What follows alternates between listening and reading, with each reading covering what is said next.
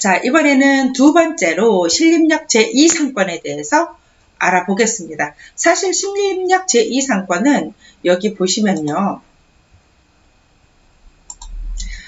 상권 형성은 이렇게 되어 있습니다. 이렇게까지 간다고 보면 이렇게 작은 상권이고 여기 뒤에는 주거지입니다. 그런데 이제 소상공인진흥공단에서 상권을 이렇게 1상권을, 2상권을 이렇게 크게 잡아 놓았습니다. 그리고 이 부분도 이제 상가지역이 약간 있고요. 그래서 이 부분에 대해서 이쪽에 보는데 이 주거지가 넓어서 또 어떻게 나올지 저도 궁금합니다. 한번 보도록 하겠습니다.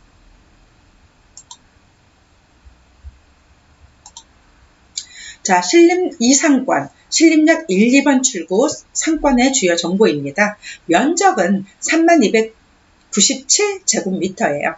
전체 그 업종수는 115개의 그 업종이 있습니다. 그리고 음식업이 이 중에서 35개, 서비스업이 14개, 도소매업이 66개입니다. 그리고 이 안에 주거인구는 1260명이에요. 아까 그 신림 1상권하고는 굉장히 비교가 되죠. 260명 정도 있었는데 여기는 1260명이 살고 있고요. 직장 인구는 1543명입니다. 그리고 하루 유동 인구는 23,715명. 상대적으로 많이 낮게 나오죠. 그리고 주요 시설로서는 3개, 관공서 같은 거, 은행 같은 거 얘기하는 거고요. 학교는 없습니다. 전철역은 신림역. 주요 교통버스 노선이 없습니다. 자, 그 다음에 월, 요일, 시간별, 성별, 연령별 유동인구 한번 보겠습니다. 월별로 2019년 1월부터 2020년 1월까지의 유동인구를 보면 25,000명 기준으로 했을 때 쭉 보면, 그죠? 3월부터 여기 9월 전까지가 유동인구가 가장 많이 나타나고 있고요. 그 다음에 지금 현재 2020년 1월에 유동인구는 24,000명 정도로 보여집니다. 요일별 유동인구 보면 일요일하고 토요일이 유동인구가 가장 많습니다. 주거지라서 주거가 조금 많으니까 그럴까요? 네, 이렇게 나타나요. 일요일하고 토요일에 유동인구가 가장 많고 월, 화, 수, 목, 금, 요일의 유동인구는 비슷한데요. 월요일의 유동인구가 가장 작게 나타나고 있어요. 그리고 화, 수, 목, 금, 토요일까지는 비슷비슷하게 약 23,000명에서 4,000명 정도로 보여집니다. 그렇다면 시간대별 유동인구는 어떨까요? 아침 6시에서 12시까지 유동인구가 6,500명 보여지고요. 나머지 비슷해요. 저녁에 6시에서 29시 유동인구는 약 3,800명 정도로 보여지고 이렇게 시간대별 유동인구 볼 수 있고요. 성별 유동인구는 남성과 여성이 12,000명 정도로 비슷하고 연령별 유동인구는 역시 최고로 20대, 30대가 가장 많습니다. 5,000명 넘고 6,000명 넘어가는 게 20대고요. 그 다음에 60대 인구도 많죠. 4,000명에서 5,000명, 4,500명 정도로 보여지고 있습니다. 이것이 바로 신림 2상권의 구역 내에 있는 유동인구와 유동인구입니다. 그러면 주거인구는 얼마나 되고 직장인구는 얼마나 될까요? 이 안에 신림 2상권 안에 주거인구는 남성, 여성과 비교해 봤을 때 네. 요게 또 지워졌네요. 그래도 그냥 보겠습니다. 아까 이제 여기 총 1260명 정도 되었었잖아요. 그 1260명 중에서 보니 여성 인구는 약 600명 정도로 되어 보이고 남성 인구가 약간 더 많아서 630명 정도로 보여지는 이런 인구수이고요. 연령별 주거 인구로 보시면 연령별로서는 20대가 약 340명, 30대가 약 250명, 60대가 약 240명 정도로 보여지죠. 이렇게 해서 1260명 정도의 인구 중에서 이렇게 20대와 30대 인구가 가장 많고 60대가 지지 않습니다. 아무래도 임대를 놓고 사는 주민들이 많아서 그런 것 같고요. 또 40대, 50대도 150명 정도로 보여지고 있습니다. 또 연령별 직장 인구로 보면은요, 직장 인구도 약 2,000명 정도 됐었죠. 남성이 굉장히 상대적으로 적고 여성 직장 인구가 상대적으로 많습니다. 남성이 여성에 비해서 반 정도로 줄어들고 있고, 자 보시면 30대, 20대 중에서 20대 직장 인구가 460명 정도, 450명이 넘어요. 네, 460명 정도로 보여지고 30대가 350명, 60명 정도, 40대가 300명,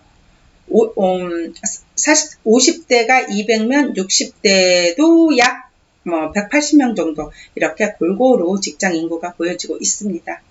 네, 소득 한번 살펴볼게요.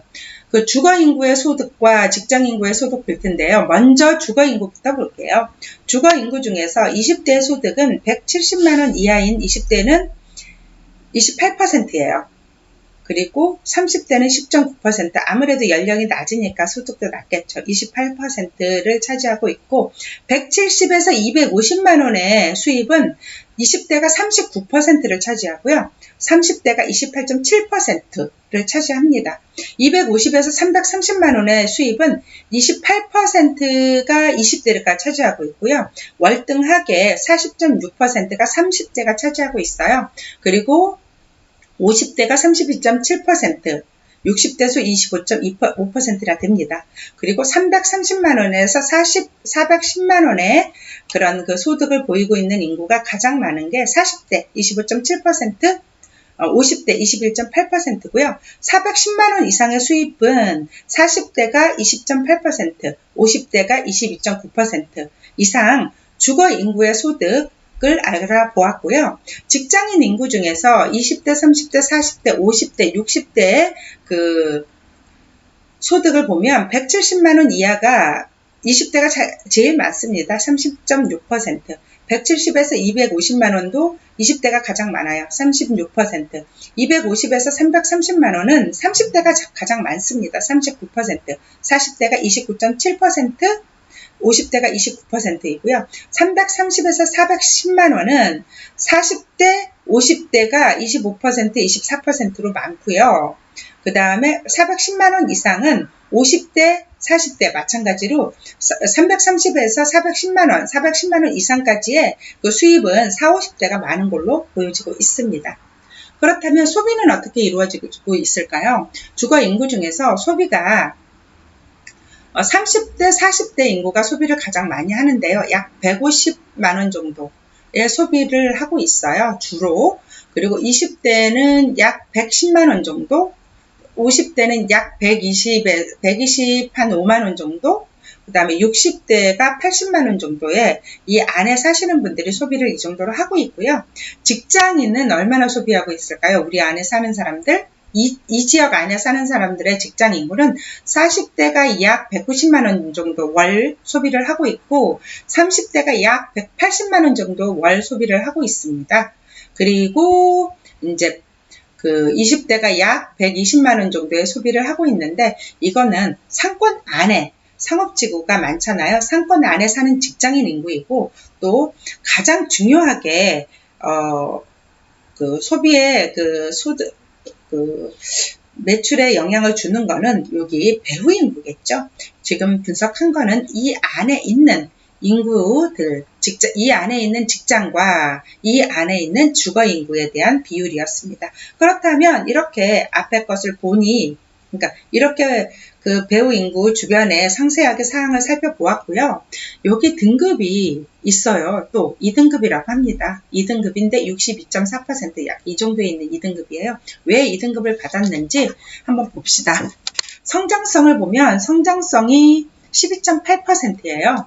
아까 그 신림 1상권에 비해서는 성장성이 굉장히 낮게 나타나고 12.8% 비해서 낮죠. 그런데 보죠. 왜 낮은지. 매출 증감률이 5.8%입니다. 그러니까 매출의 그 증감률이, 매출의 그 증이 또 감이 이렇게 약간 작년 동월 대비 전체 매출 규모의 증감률이 5점이고 작년 동월 대비 가게당 매출 규모가 증감률이 5점이거든요. 근데 이렇게 10점 중에서 적게 해서 5.8점을 받은 거죠. 그리고 상권 매출 비중이 5점을 차지했는데 전년 동월 대비 전국 대비 선택해서 매출 증가가 별로 없는 거죠. 그래서 2점을 받았고 예상 성장률은 5점 중에서 5점을 받았습니다. 그래서 반기별 매출 증감 추이를 이용해서 향후 1년간 매출을 예측한 지표인데요. 매출 예상 성장률이 굉장히 좋게 나타났습니다. 그래서 성장지수 산출 항목 중에서 매출 증감률의 비중이 상대적으로 높게 나타난 겁니다. 네, 이번에는 안정성 한번 볼게요. 안정성은 20점 만점 중에서 10.4점. 요거 안정성도 좀 낮게 나타났는데요. 그 변동성, 최근 포함 12개월의 월별 점포수 변동률이 0.5점에 10점 중에서 0.5점 점수를 받을 만큼 변동률이 잦았다는 거죠. 그리고 운영 연수는 좀 많아요. 4.9점.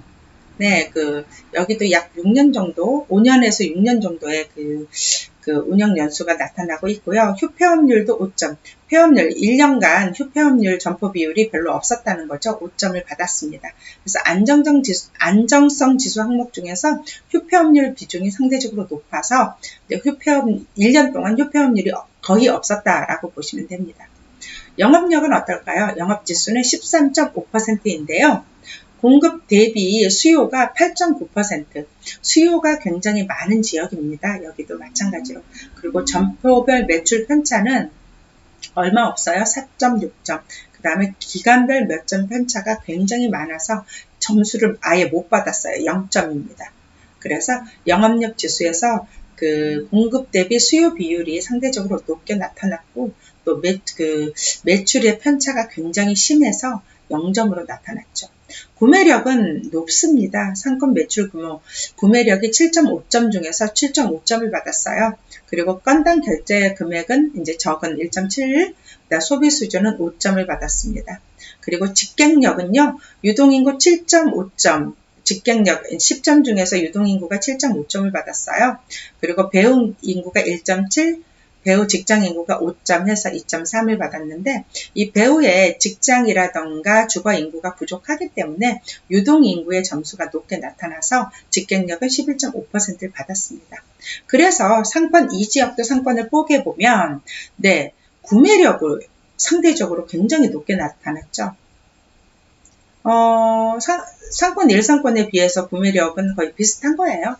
네, 구매력이 상대적으로 높게 나타났고 안정성이 상대적으로 낮은 거로 나타났는데 이 신림역 상권의 그 포인트라고 보여질 수 있습니다. 구매력이 높은 신림역 2상권 뽀개 보았습니다.